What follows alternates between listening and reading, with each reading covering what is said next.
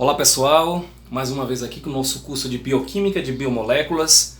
Hoje nós vamos para a aula 9 e essa aula vai falar um pouco sobre cinética das reações enzimáticas. Na aula anterior nós fizemos uma bela introdução a respeito das enzimas e nessa aula nós vamos trabalhar um pouco com essa tal dessa cinética das reações enzimáticas. Eu sou o professor Wesley e nos acompanhe, vamos lá.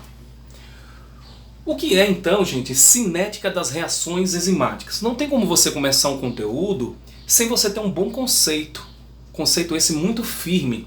Então a gente começa com uma pergunta bem simples. O que é cinética das reações enzimáticas? Bom, a cinética das reações enzimáticas, gente, eu posso falar que ela estuda quem? A velocidade.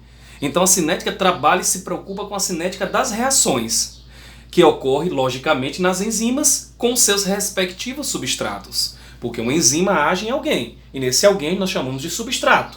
A reação, então, da enzima com o substrato, no que diz respeito à sua velocidade de reação, então é um estudo da cinética das reações enzimáticas.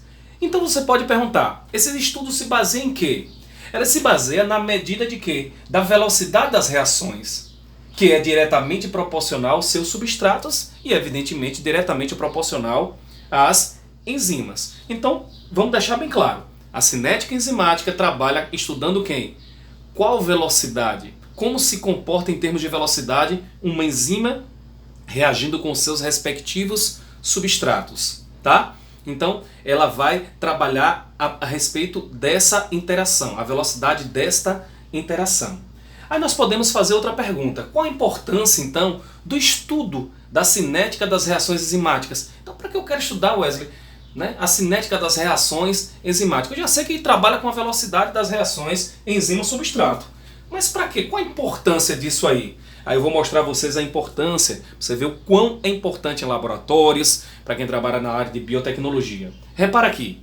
Aqui eu tenho um quadro, gente, onde mostra as concentrações, a ideia das concentrações de algumas enzimas que se encontram na nossa corrente sanguínea.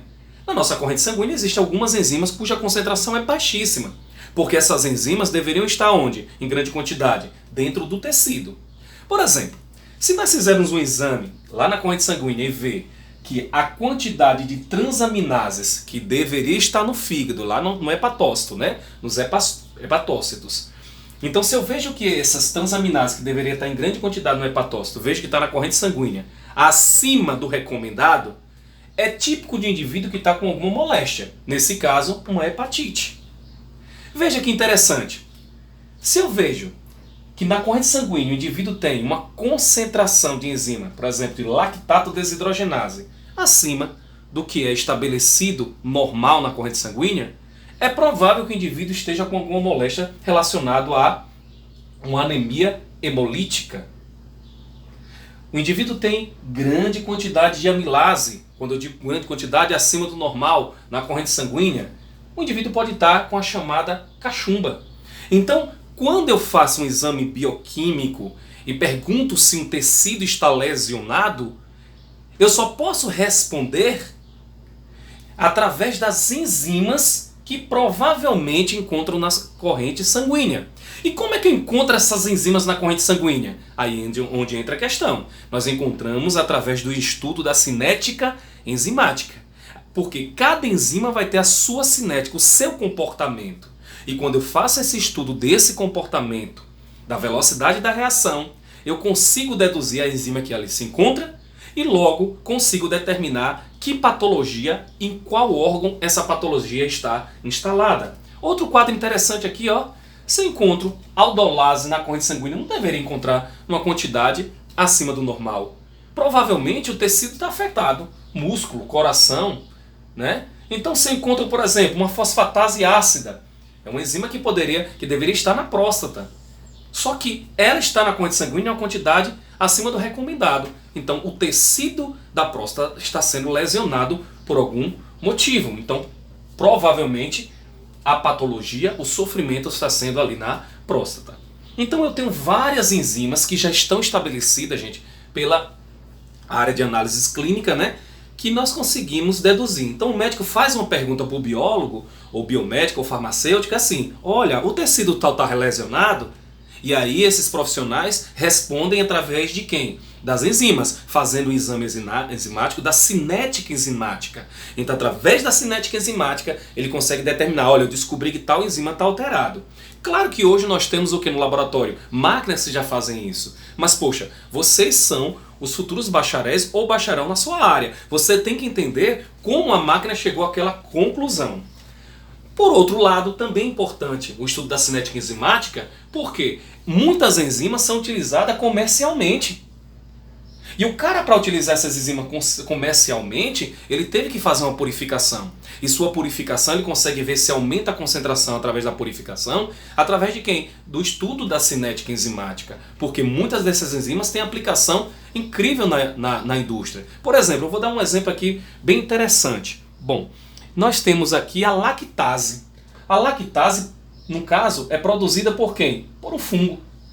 E essa lactase, ela hidrolisa quem? Lactose. Então a indústria farmacêutica se sensibilizou a estudar o Saccharomyces, que produz essa lactase, para produzir um remédio para o indivíduo que tem intolerância à lactase. Então, no intestino essa Saccharomyces vai fazer o quê? Começar a liberar lactase, tá? Que vai hidrolisar a lactose para o indivíduo não ter o problema de intolerância à lactose naquele momento que tomou, evidente, o remédio. E aí eu tenho várias enzimas que é utilizado industrialmente. Só consigo purificar e só consegue determinar que aquelas enzimas são importantes através da cinética enzimática. Não esquece isso, gente, por favor, que isso é muito importante, você saber as aplicações. Porque a gente às vezes estuda na universidade e às vezes diz, para que eu quero estudar cinética, essa coisa tão complicada? Nossa, nós temos uma aplicação formidável do estudo da cinética enzimática. Veja vocês aqui, vamos bem com calma, que eu quero que vocês entendam isso bastante, tá? Então, veja, eu tenho dois gráficos aqui apresentando uma reação não enzimática e uma representação do gráfico que tem uma reação enzimática. Então eu tenho velocidade da reação em função do substrato. Uma reação não enzimática me parece que ocorre assim. Se eu pegar um tubinho de ensaio, imagine que aqui seja um tubo de ensaio, essa caneta. Tá? Temos enzimas aqui. Eu vou acrescentando quem? Vou acrescentando o substrato, onde a enzima atua. Por exemplo, uma lipase, ela atua nos lipídios. Tá? Então vou acrescentando aqui lipídios, por exemplo. Nesse caso, se é uma reação enzimática, eu vou acrescentando aqui, a reação vai ocorrendo. Tá? Então mostra essa reta ocorrendo aqui, mostrando que está crescendo proporcionalmente a velocidade de acordo com o que eu vou colocando o substrato na reação. Mas veja que interessante, numa reação enzimática, o comportamento da plotagem do gráfico é diferente. Aqui é uma reta. Quando é uma enzima, forma uma hipérbole.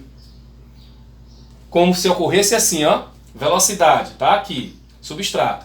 Então eu coloquei a lipase aqui e vou acrescentando lipídios. Me parece que a velocidade da reação ela vai aumentando, né? Que a enzima vai se complexando com o substrato. Mas chega um ponto que ela não aumenta mais a sua velocidade. Tá? Ela chegou no seu platô. Não adianta eu colocar mais substrato, porque não vai modificar em nada em termos de velocidade. E isso nós vamos estudar por que esse comportamento é hiperbólico. Tá? Então, com isso a gente vem a pergunta, por que as enzimas exibem um comportamento hiperbólico diferente de umas reações não enzimáticas, que é puramente uma reta? Tá? E tem como responder. Olha esse gráfico agora com maior detalhe. Aqui eu tenho velocidade inicial, eu vou explicar no instante o que é isso, que é muito importante para os nossos estudos, em função da concentração do substrato. Veja, no início, gente, a concentração de substrato, que é essas estruturinhas aqui, ó, é bem pequena. Mas a quantidade de enzimas, eu tenho 1, 2, 3, 4, 5, 6 enzimas. Mas eu só tenho 2 substratos. Claro que a velocidade inicial é bem pequena. Ela vai aumentando. Então, quando eu for aumentando a concentração de substrato, a sua velocidade inicial vai o quê? Aumentando. Chega um ponto, ó, que todas as enzimas já estão complexadas com seus respectivos substratos. Só sobrou um ou outro. Então, eu acrescento um pouco mais de substrato, aí o que acontece? Ele chegou à sua velocidade máxima. O que seria essa velocidade máxima, ou Vmax? É quando todas as enzimas estão complexadas com seus substratos. Então tem um substrato à vontade, que possibilita todas as enzimas estarem complexadas. E o interessante nisso é que não adianta eu acrescentar mais substrato a partir de aqui. Porque eu já saturei a quantidade de substrato em relação às enzimas. Então as enzimas estão saturadas, mais substrato do que ela consegue processar em um dado instante. Eu quero que você tome cuidado com uma coisa. Para a gente calcular a velocidade de uma reação enzimática, a gente considera somente a velocidade inicial. O que seria essa velocidade inicial que eu ouço na universidade, Wesley, não estou entendendo? É simples, chamado V0. Quando eu colocar, imagine aqui um tubo de ensaio, a caneta, e aqui dentro já tem as enzimas, essas enzimas aqui. Quando eu colocar o substrato aqui, agora eu vou colocar numa quantidade o quê? Que todas as enzimas vão estar saturadas. Quando eu colocar o substrato, eu calculo sua velocidade, não é em detrimento à produção de produto, mas eu calculo a sua velocidade em detrimento a quem? Quando eu coloquei o substrato, nos 5 primeiros segundos ou 20 segundos iniciais, eu calculo a velocidade da enzimática ali. Ou seja, a velocidade enzimática está mais relacionado ao tempo necessário para todas as enzimas estarem complexadas com seus respectivos substratos. Então essa velocidade aumentando aqui, gente, não é a velocidade em detrimento à formação de produto, porque o tempo que eu calculo a velocidade máxima nem formou produto direito ainda. Eu não me preocupo com isso, eu me preocupo no momento, minha preocupação de velocidade máxima é o quão rápido ocorre esse processo de complexação entre enzima e substrato. Isso para mim é velocidade inicial. Por que isso, Wesley? É bem simples o porquê. Bom, veja. Olha essa equação. Enzimas reagindo com substrato. Formou o complexo enzima-substrato. Aqui eu tenho o K1, que é a constante de equilíbrio, que está em equilíbrio químico. Formou o complexo enzima-substrato. Agora o complexo enzima-substrato vai formar enzima e produto, que é o K3. O processo inverso pode ocorrer do complexo enzima-substrato voltar a ser liberar a enzima e o substrato, que é o K2. Mas o que é interessante nisso aqui observar, gente, se eu observar quem é maior, se é K1, K2 ou K2 ou K3, eu vou ver que o K3 tem a menor número, a menor velocidade de reação. O K4 eu nem conto, porque o produto, quando gerado, é muito difícil ele voltar ao complexo que era. Mas como observado em enzima, que o K3 é a velocidade limitante de todo o processo. Então todo esse processo de reagir esse com esse, formando um complexo enzima-substrato, e o complexo enzima-substrato voltar ao que era, ou esse complexo formar enzima e produto, que é aquele complexo que a gente viu lá, o que demora mais é o Km. Então ele é o limitante na reação. Então minha preocupação na realidade é isso. É o momento desse complexo ser formado enzima-substrato para gerar quem? O produto. Então ele que é interessante. Veja que interessante. Medida da velocidade inicial. Veja, se eu botar uma reação lá num tubinho de ensaio, a enzima está aqui, vou colocar agora o substrato dela. Com o passar do tempo, gente, o substrato, a tendência é o quê? Diminuir sua velocidade. E a tendência é aumentar o produto. Essa variação fica muito difícil calcular a velocidade inicial. Por quê? Se eu demorar demais, a concentração do substrato vai diminuir. E aí eu vou subestimar a velocidade da enzima. Tá? Então o ideal seria o quê? Calcular a velocidade inicial no momento que eu tenho complexo enzima-substrato. Por quê? Olha, aquele gráfico que a gente viu agora, bem pequenininho. Ó. Coloquei o substrato, formou o complexo enzima-substrato. Ele se manteve por um tempo, porque eu tenho quantidade de substrato suficiente para manter isso aqui. A quantidade de enzima cai sozinha, é claro. Então o ideal seria nessa faixa inicial aqui, que seria o primeiro tempo para formar pouco produto. Então a velocidade são medidas em tempos iniciais da reação. O período de tempo em que enzima-substrato é constante. Porque se ela variar, como está variando a quantidade de substrato, eu vou subestimar meu trabalho. Esse eu chamo de equilíbrio estacionário. Logo, nesse período, a velocidade da reação vai ser o quê? Constante. Aqui não vai ser constante a velocidade da reação. Por quê? A quantidade de substrato está caindo, está aumentando o produto. A velocidade, com certeza, está sendo interferida porque está caindo o substrato. Aqui não. A velocidade eu consigo ter uma boa base da sua velocidade porque o complexo em cima do substrato está sendo constante. Aqui a velocidade, então, é proporcional também à quantidade de enzimas. Veja, eu tenho aqui uma reação com uma quantidade de enzima. Atingiu o seu platô. Se eu dobro a quantidade de enzima, claro que eu vou dobrar também quem é a sua velocidade máxima, chamado Vmax. Então, também é proporcional à concentração de enzimas. Então, com isso, gente, eu acabo de explicar a vocês qualitativamente o que seria o cinética enzimática. Só que dois pesquisadores, Michaelis e Menten, conseguiram matematizar isso para facilitar quem? Até os computadores, as máquinas no laboratório, né? Independente se é do laboratório de análise clínica ou de pesquisa, já consegue matematizar isso para facilitar a sua vida. E todo esse processo se baseia no que a gente explicou na estante, ó. Esse equilíbrio químico que existe. E com isso, Michaelis e Menten, eu não vou fazer a demonstração matemática aqui, mas eles chegaram a essa equação de Michaelis e Menten. O que seria essa equação? A velocidade inicial, que a gente viu que é no início, né, sem formar poucos produtos, é igual a quem? A velocidade máxima vezes o substrato, dividido por quem? Km, que eu vou explicar no instante, que é a constante de Michaelis e Menten, mais o substrato. O Km, gente, ele informa o quão a enzima tem afinidade pelo substrato. Tem enzima que tem mais afinidade com um determinado substrato do que outra. Então Km me mostra o quanto ela tem afinidade pelo seu substrato.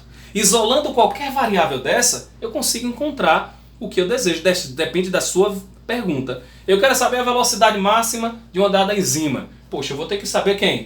Minha velocidade inicial, o Km dela e o substrato. A concentração em mol por litro. Só que foi observado, gente, que essa constante de Michaelis e Menten aqui, essa equação de Michaelis e Menten, desculpa, ela nos dá um gráfico que é uma hipérbole. E quando é uma hipérbole, ela nunca vai atingir certamente o Vmax. O que é que eu quero falar com isso? Veja, vou voltar aqui, ó. Veja, você pode olhar que o Vmax dela é aqui, mas ela nunca atinge. Você pode colocar muita enzima, ela nunca vai atingir pelo seu comportamento, tá? Por conta dessa hipérbole, não é fácil atingir quem? O Vmax. E fica difícil então você mensurar então, a velocidade máxima de uma enzima. Com isso então, outros pesquisadores chamados Livernood Book facilitou a determinação desse gráfico para ver a velocidade máxima e determinar com precisão quem? O Km. Por que, Wesley? Veja, gente, se eu não sei a velocidade máxima dela, eu também não vou saber o Km. E o que seria o Km? É quando a metade da velocidade inicial é atingida. Quando a metade da velocidade inicial é atingida, eu vou ter o Km, que me diz o quê? A afinidade da enzima por um substrato. Metade da velocidade, digamos que é 100, então o Km dela é 50. Então eu consigo determinar o Km e saber sua afinidade pela enzima. Mas aqui eu não consigo determinar o Km com precisão. Assim, esses dois pesquisadores fizeram um gráfico duplo recíproco, né, multiplicando por -1, e você conseguiu essa equação. A partir dessa equação, eu peguei um gráfico que era uma hipérbole e passou a ser quem? Uma reta. E aí eu consigo determinar com precisão. Quer ver? Aqui embaixo eu tenho um Km e eu tenho com precisão. Por quê? Em qualquer ponto aqui em cima eu tenho a velocidade máxima. Então eu posso determinar matematicamente sem adicionar muita enzima. Um ponto só adicionando um pouco da enzima eu consigo já determinar através desse gráfico a velocidade máxima e o Km com precisão. Para que eu quero determinar o Km com precisão? Para eu saber a afinidade de uma enzima por um substrato. Assim, nós entramos no campo, depois que eu conheço um pouco da cinética, sobre os inibidores enzimáticos. Existem vários tipos de inibidores e tem a sua importância. Qual é a importância, Wesley, desses inibidores que inibem as enzimas? Bom, tem uma importância natural, que naturalmente a célula consegue regular o metabolismo através de inibidores, que já é produzido pela própria célula. Nós chamamos de inibição alostérica. Nós vamos ver lá no curso de metabolismo isso. Por exemplo, a glicose quando reage com o ATP formando glicose e 6-fosfato. Se produziu muito glicose e 6-fosfato, eu tenho que inibir a enzima que transformou a glicose em glicose e 6-fosfato. E a enzima, nesse caso, é uma quinase. E essa enzima é inibida por quem? Pelo produto. Não é glicose e 6-fosfato? Então a glicose e 6-fosfato vai lá e inibe essa enzima que faz essa transformação. E isso no metabolismo é bem comum, essa regulação alostérica. Tá? Inibindo a enzima para produzir mais um determinado produto, diminuindo a velocidade de uma rota metabólica. Então, ela tem essa importância, mas também tem outras importâncias, o estudo dos inibidores. Faz com que eu conheça a estrutura enzimática, reconheça melhor o seu centro ativo, como é o mecanismo de catálise, eu consigo elucidar uma sequência correta de uma via metabólica. É um campo aberto para a farmacologia, porque vários fármacos usados, que nós vamos ver agora, utiliza-se de quem? De inibidores enzimáticos. Como por exemplo, câncer, leucemia, utiliza fármaco que inibe uma determinada enzima. Tá? Então, o indivíduo lá que está com HIV, nós temos que inibir a DNA polimerase. Né? Nós temos que inibir uma enzima lá do vírus e eu utilizo quem? Um fármaco, tá? Que faz essa inibição. Então vamos ver agora. Nós temos basicamente, gente, dois tipos de inibidores, tá? Nós temos dois tipos de inibidores. Inibidores reversíveis e inibidores irreversíveis. Os inibidores irreversíveis, gente, ele é bem tranquilo para a gente entender. Na realidade, esses inibidores irreversíveis, o que acontece com ele? Ele reage quimicamente com a enzima, levando à sua inativação. Por isso que chama inibidor irreversível. Se ligou com a enzima, inativa a enzima. O problema dele é que ele é inespecífico. Ele pode inibir outras enzimas que às vezes não é o foco do seu trabalho. Não é o foco para a farmacologia. Então tem que tomar muito cuidado com esses inibidores irreversíveis. Então ele se liga quimicamente com a enzima, inativando-a. Vamos dar um exemplo? Olha, aqui a gente viu até em lipídios esse estudo. Ó. Eu tenho aqui um ácido graxo que pode ser convertido em quem? Prostaglandina, que causa dor, inflamação, né? Ela está relacionada com dor e inflamação quando você está com uma determinada infecção, a exemplo. Então ela pode causar dor e inflamação, essa prostaglandina, tá? E a produção da prostaglandina é a partir desse ácido graxo aqui, aractonato, tá? Então a conversão desse ácido graxo em prostaglandina, gente, existe uma enzima. E olha só, é uma enzima chamada de ciclooxigenase. Ela está ativa aqui, ó, com sua hidroxila bonitinha. Quando eu dou ao indivíduo um ácido acetil salicílico, tá aqui o ácido acetil salicílico, o que é que acontece? Esse grupo acetil aqui é transferido para a hidroxila. É como se tirasse a hidroxila e colocasse o grupo acetil, formando uma ciclooxigenase, que transforma aquele ácido graxo em prostaglandina, que era ativa, agora passou a ser o quê? Inativa. Aqui ativa e agora ela está inativa. E aí eu passo a ter o ácido acetil salicílico diferente. Não tem mais o grupo acetil, tá vendo? Só tem hidroxila. Então, quando eu ministro um remédio, o ácido acetil salicílico no indivíduo para diminuir a inflamação, eu estou inibindo irreversivelmente a ciclooxigenase. Justamente a enzima que é indispensável em transformar esse ácido graxo em prostaglandina. Logo, se eu inibo, então eu vou diminuir a sensação de dor e vou diminuir o processo inflamatório. Mas também tem os inibidores, gente, reversíveis, que pode se dividir em dois, os inibidores reversíveis. O chamado competitivo e não competitivo. Como é que eu diferencio um do outro? É muito simples. O inibidor reversível, ele simplesmente compete, o competitivo ele compete na enzima pelo sítio catalítico. Lembra que o substrato não tem que entrar no sítio catalítico? Então, se eu boto um inibidor reversível do tipo competitivo, ela vai competir com o substrato pelo sítio ativo da enzima. Já o não competitivo não compete pelo sítio ativo. Como seria isso? Olha como é simples de entender. Ó. Uma reação normal, enzima com substrato. Fez o complexo enzima-substrato, gerou a enzima e o produto. Quando eu digo inibidor competitivo, o que acontece? Eu tenho aqui a enzima, o inibidor, o substrato. E aqui o inibidor. Como eu tenho mais inibidor do que o substrato, a probabilidade é muito grande da enzima estar complexada com esse inibidor competitivo. Logo, a enzima passa então não gerar o produto como deveria. Só gera na hora que esse inibidor sai e entra o substrato. Já no inibidor não competitivo, está a enzima aqui, está o substrato, os dois estão ligados. Só que o não competitivo inibidor liga em outro local da enzima, não deixando a enzima reagir em cima do substrato e não gerar produto como a gente viu aqui. Vamos falar primeiro dos inibidores competitivos. Olha como é simples entender. Vamos com calma. Olhando aqui, o aluno já fica assustado. Aqui eu tenho uma representação de um inibidor, uma equação mostrando o inibidor competitivo, segundo Michaelis-Menten. E aqui é o mesmo gráfico segundo Leeuwenburg, tá? O que é que eu quero mostrar? Não quero nem entrar em detalhe nisso aqui. Quero mostrar esses dois gráficos, ó. Aqui no 1 eu tenho uma reação sem inibidor. No 2 já tem com inibidor. Tá vendo que todos, e no 3 também, todos atingem a velocidade máxima. Mas me parece que ele tem um Km aparente, ó. Me parece que a afinidade da enzima com o substrato, como eu disse que o Km determina a afinidade da enzima para o substrato, parece que a afinidade vai mudando quando eu vou colocando aumentando a quantidade de inibidor. Mas isso é um KM que a gente chama aparente. Não muda a afinidade da enzima pelo substrato. O que acontece é que eu vou ter menos enzimas atuando sobre o substrato. E parece então que ela diminuiu sua afinidade. Mas, se eu colocar muito substrato, a reação ocorre como se não tivesse inibidor. É tanto que ela chega na velocidade máxima. Isso mostrando pelo gráfico de Michaelis-Menten. Se fosse de Buck, o que acontece? Eu também mostro aqui KM aparente, ó. Só que aqui eu mostro um maior precisão, como nós vimos nos slides anteriores. Então eu tenho um KM como se fosse aparente. Cuidado que eu vou pedir para vocês relacionar esses dois gráficos, tá? Quando for o inibidor, qual um exemplo de um inibidor competitivo? Bom, é simples. Vários fármacos que estão relacionados a quem? Ao tratamento de câncer, quimioterápicos, tá? Transcriptase reversa é inibida por um tipo de fármaco, que é o coquetel que tem lá, que inibe a transcriptase reversa do HIV, é um inibidor competitivo, tá? E os inibidores não competitivos, não competem pelo sítio catalítico, lembra? Olha a diferença dele. O KM para todos é o quê? Igual.